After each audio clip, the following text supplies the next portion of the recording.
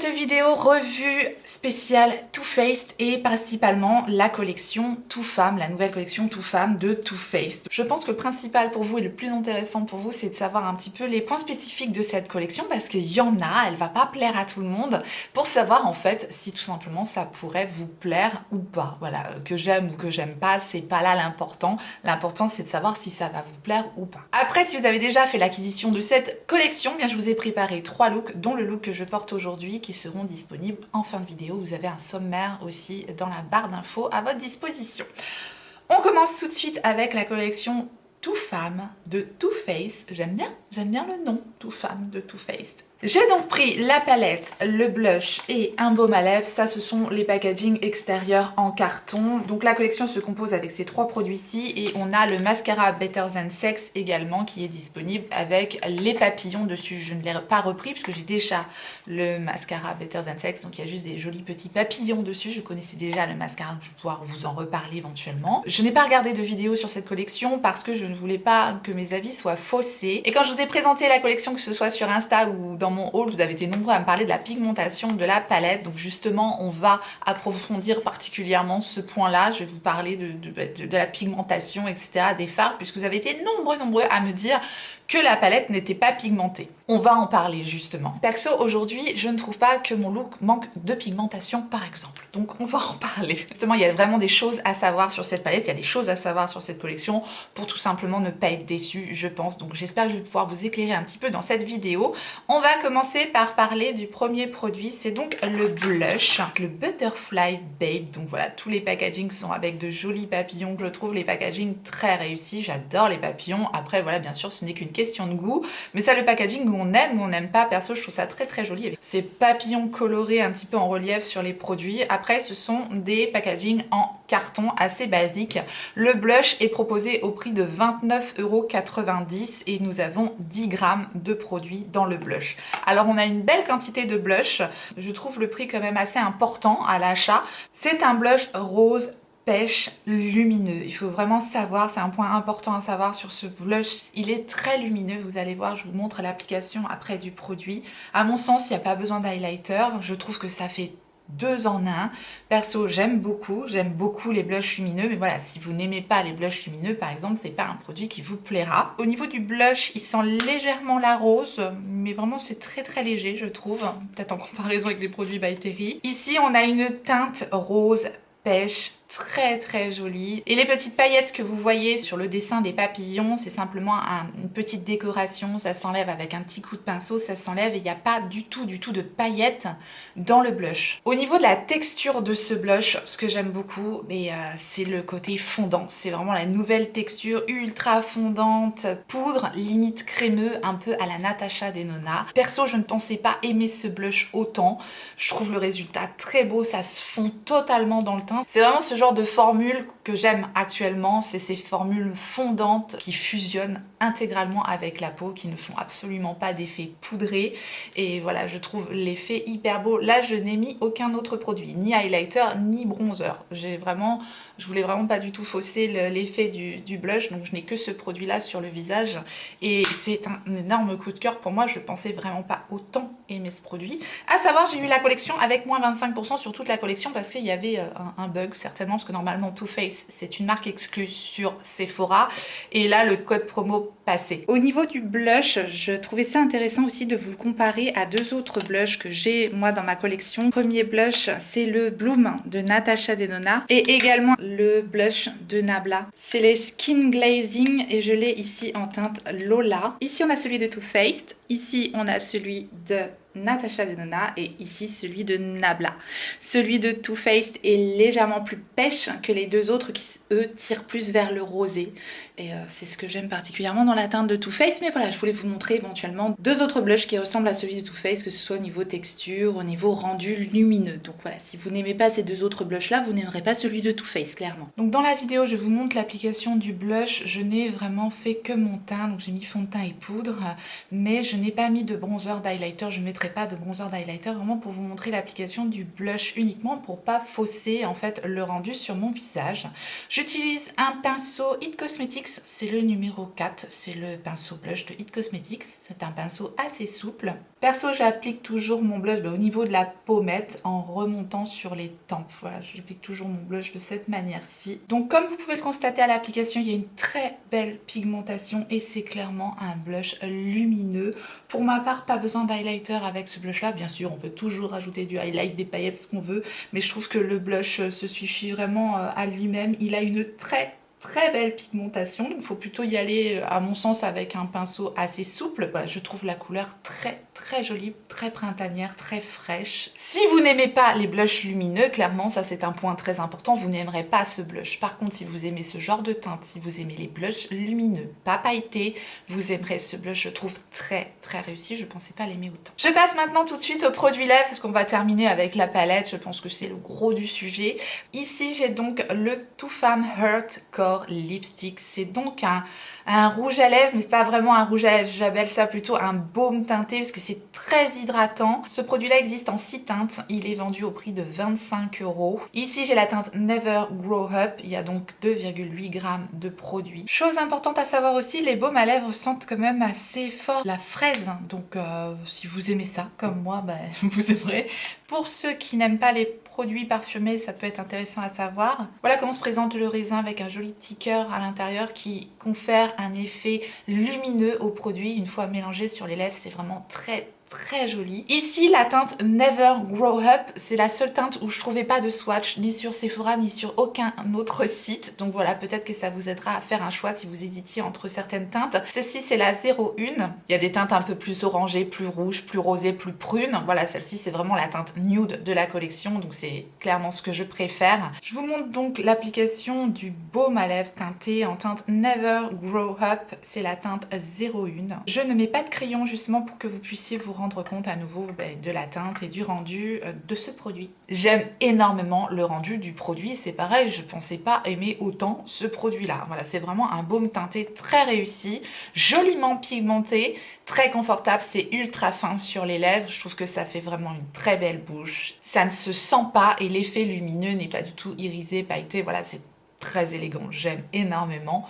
Donc gros coup de cœur aussi, j'étais vraiment étonnée. Si vous aimez ce genre de rendu, encore une fois, voilà, c'est un baume teinté. On n'est pas, pour moi, on n'est pas sur un rouge à lèvres ultra fort en pigmentation, comme par exemple le Lady Bold, hein. Ça n'a rien à voir avec le Lady Bold de Too Faced, qui celui-là est ultra pigmenté. Là, on est sur quelque chose, une texture plus fine, facile à porter, je trouve, au quotidien. Donc voilà, je l'aime énormément. Là où je serais un petit peu plus mitigée, là où je mettrais un peu plus de bémol, c'est justement sur la palette, et donc on va approfondir un petit peu cette palette de Too Faced. Donc le format déjà de la palette, bon toujours les jolis papillons, le format est quand même un peu petit, bon, moi ça me dérange absolument pas. C'est donc la His Roll Eyeshadow and Pressed Pigment Palette, palette de fard à paupières scintillant et de pigments pressés pour les joues. Pour les joues?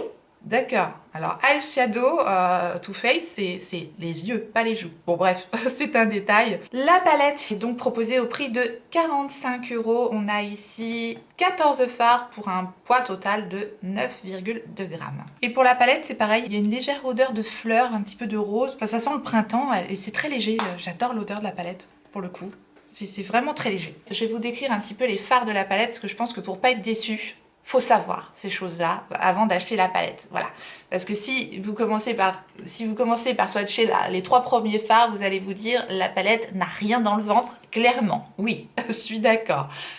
Mais voilà, mais il faut creuser un petit peu et je suis là pour ça justement. Après, je vous dis pas que c'est une palette qui va vous convenir, je vous dis simplement il faut savoir ces choses-là avant d'acheter. Je crois avoir utilisé tous les fards, peut-être à part un ou deux, bref.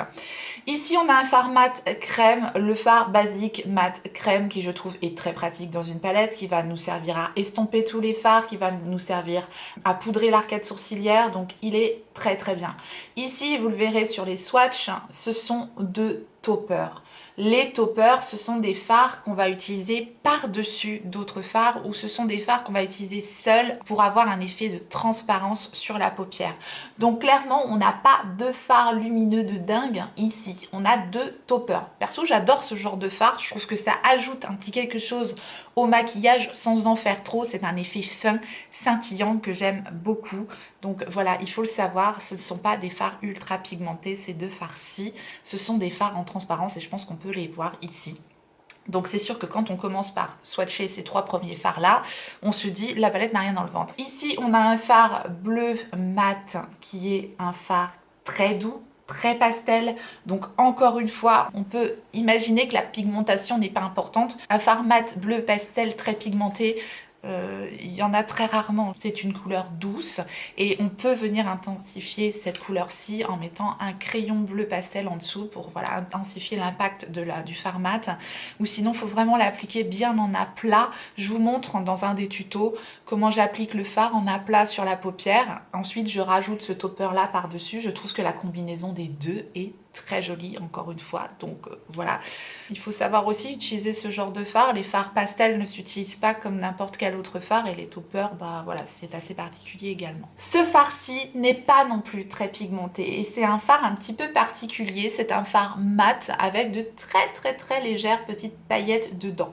Donc encore une fois, quand vous avez commencé à swatcher cette rangée-là, pour le moment, il se passe pas grand-chose. Maintenant, moi je sais que j'ai ajouté cette couleur en transition avec celle-ci. Le résultat était doux, très joli, très subtil, ça m'a plu. Mais il faut le savoir, clairement, si vous êtes à la recherche d'une palette pigmentée, cette palette n'est pas pour vous. Voilà, ça c'est clair et net. Si vous êtes des fanas de pigmentation à la Norvina ou Beauty Bay, ça ne sera pas vers cette palette qu'il faudra vous tourner. Ensuite ici on a deux autres fards mat qui sont assez classiques, je trouve, un fard mat pêche et un fard mat marron qui, à mon sens, ces deux fards là ne manquent absolument pas de pigmentation, comme celui-ci également qui peut servir de fard de transition. Et voilà, en mettant un petit peu mon doigt dedans, j'ai une très jolie pigmentation sur ces 3 fards-ci.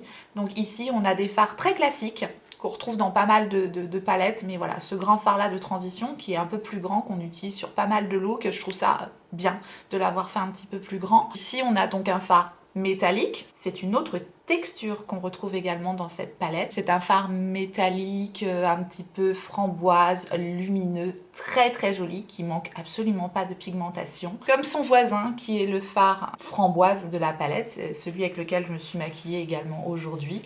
Aucun problème de pigmentation non plus sur ces fards là. Le plus joli fard à mon sens de la palette, c'est celui qui ajoute un petit quelque chose également. C'est ce fard-ci qui est vraiment un fard scintillant, pailleté, métallique, magnifique. Celui-là, il est vraiment splendide, c'est le plus joli fard de la palette. Voilà, c'est vraiment le fard lumineux, scintillant, magnifique.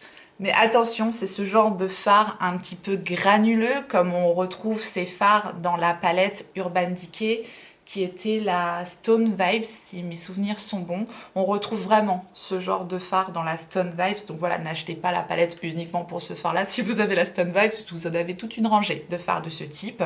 Maintenant, moi, j'adore ce genre de fard-là. Ce genre de fard à utiliser vraiment avec le doigt, écraser bien le pigment, sinon, clairement, ça fait des chutes. Ensuite, on a un très joli fard pêche et un très joli fard rose. Ça, c'est du pastel, donc c'est pas énormément pigmenté. Ça, c'est un fard mat qui est joliment pigmenté. J'ai aucun problème de pigmentation non plus avec ce fard-là. Et ici, on retrouve la même texture que le fard là. On a un métallique lumineux très joli. Je vous ai vraiment décrit au maximum les fards de cette palette-ci. Il y a des choses à savoir tout simplement. C'est pas complètement raté pour moi. J'ai aimé les looks que j'ai fait avec. Voilà, je pense que simplement, il faut aimer ce genre de choses. Et c'est comme tout, hein, c'est comme tout. Moi, je vous décris les produits, à vous de voir après si ça peut vous convenir ou pas. Perso, je suis pas déçue. C'est pas la plus jolie palette que j'ai dans ma collection, puisque j'aime aussi les choses douces. J'aime aussi les pigmentations pas trop importantes, surtout avec ce genre de couleurs parfois un peu peps.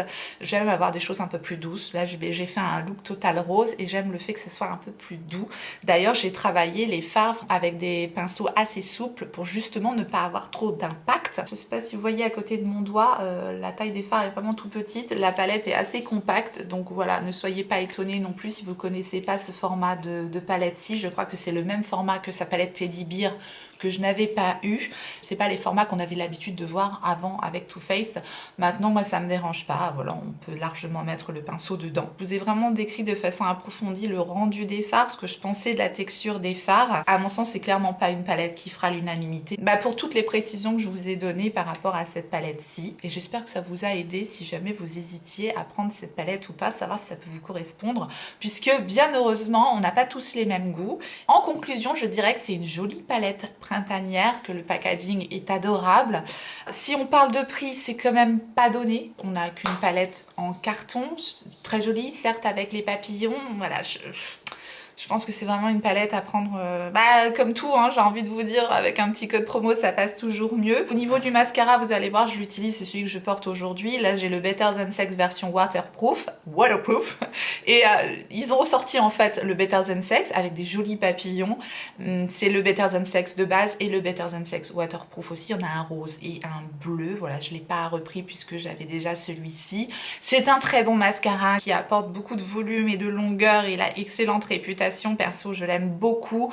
Il y a simplement la brosse qui peut être un peu gênante pour certaines personnes. Sachez-le que c'est une brosse en forme de sablier qui est quand même assez grosse. Voilà, si vous ne connaissiez pas encore le Better Than Sex, c'est possible. Dites-moi si vous avez craqué pour la collection, dites-moi si vous allez craquer pour la collection, dites-moi si cette vidéo a pu vous aider éventuellement à faire un choix. Je vais vous laisser donc avec les 3 tutos que j'ai préparés pour vous avec cette collection-ci. Dans les 3 tutos, je porte le baume à lèvres et le blush bien sûr. Ce sont des looks assez réalisables, assez simples, un petit peu travaillés quand même pour vous donner des idées. J'espère que ça pourra aussi vous donner des idées. Et puis aussi vous allez voir le rendu des fards sur les paupières. Je pense que c'est aussi intéressant de voir le rendu des fards sur la paupière. Et bien sûr je vous montre le look que je porte aujourd'hui. Ce sera le dernier tuto dans la vidéo. C'est parti pour le premier tuto et je vais préparer mes paupières avec ma base Rare Beauty comme je fais d'habitude. Pinceau E16 de Freyara et donc la teinte crème que je vais tout simplement appliquer au niveau de mon creux de paupière afin de poudrer mon arcade sourcilière. Je prends le E24 de Freyara et l'autre teinte qui va me servir de teinte de transition que je vais appliquer également dans mon creux de paupière.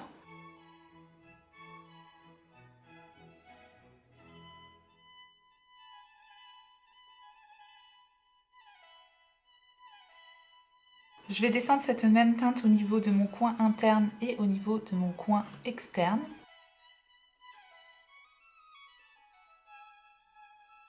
E18 de Freyara est la teinte la plus foncée de la palette, un marron chocolat. J'applique la teinte au niveau de mon coin externe et très précisément au niveau de mon coin interne. Et je relie le coin interne et le coin externe au niveau du creux de paupière très précisément.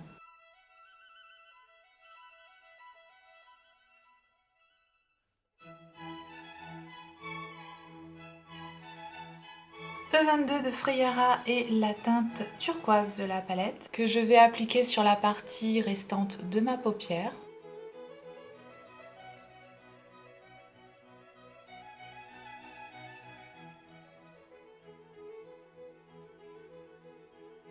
Je prends l'autre côté du pinceau et la petite teinte violette légèrement pailletée qui est à côté, que je viens mettre légèrement au bord de ma teinte turquoise, entre ma teinte turquoise et ma teinte marron.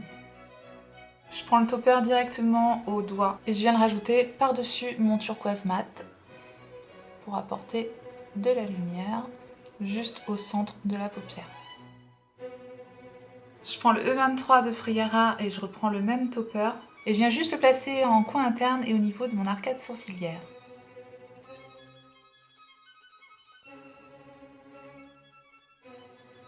Je prends le crayon crème gel liner de Colourpop en teinte Zulu que je vais appliquer en muqueuse inférieure et en ras de cils inférieur. Je récupère mon E23 de Freyara, je reprends ma teinte turquoise mat et je la place en ras de cils inférieur. Le crayon me permet de fixer en fait la teinte qui n'est pas très pigmentée.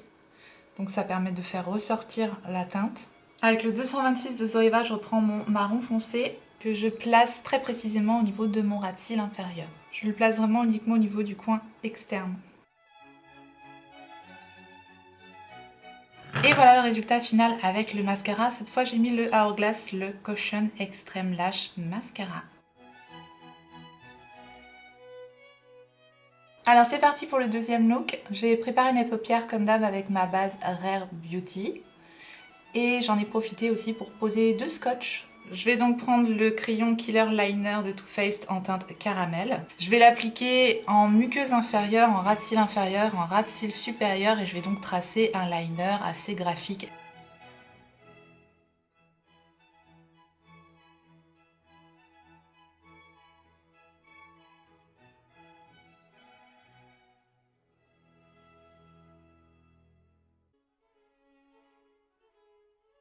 Je fais un liner assez marqué, assez large, de toute façon il va être estompé. Je prends tout de suite un pinceau 317 de Zoeva justement pour estomper le crayon. Et c'est vrai que le crayon Killer Liner, c'est un de mes crayons favoris pour faire ce genre de maquillage, pour faire ce genre de liner au crayon. Ils sont tellement agréables à appliquer, ils glissent vraiment sur la paupière, faut pas appuyer trop fort, ils sont assez gras mais ils tiennent super bien, vraiment une excellente tenue. Très très belle pigmentation, couleur caramel, là j'adore, je pense que ça va se marier très bien avec la palette. Je prends un petit pinceau lèvres très précis et la teinte marron foncé de la palette. Je vais simplement rajouter cette teinte sur mon crayon et je vais un petit peu flouter également les bords avec cette teinte.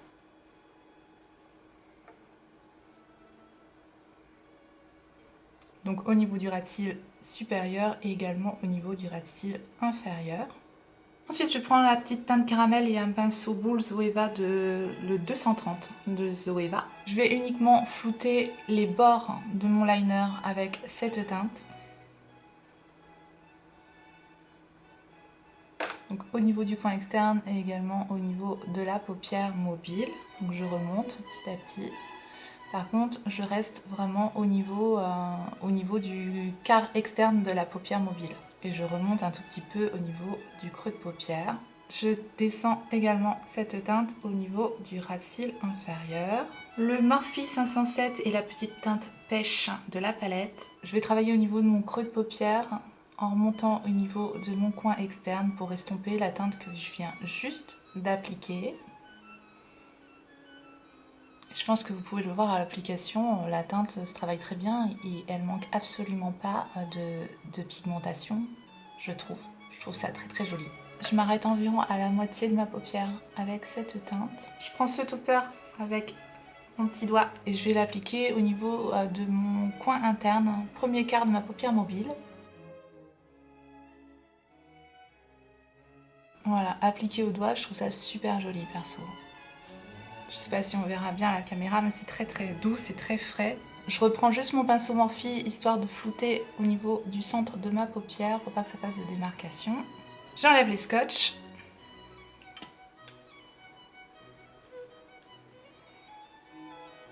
Je reprends le mascara Better Than Sex Waterproof.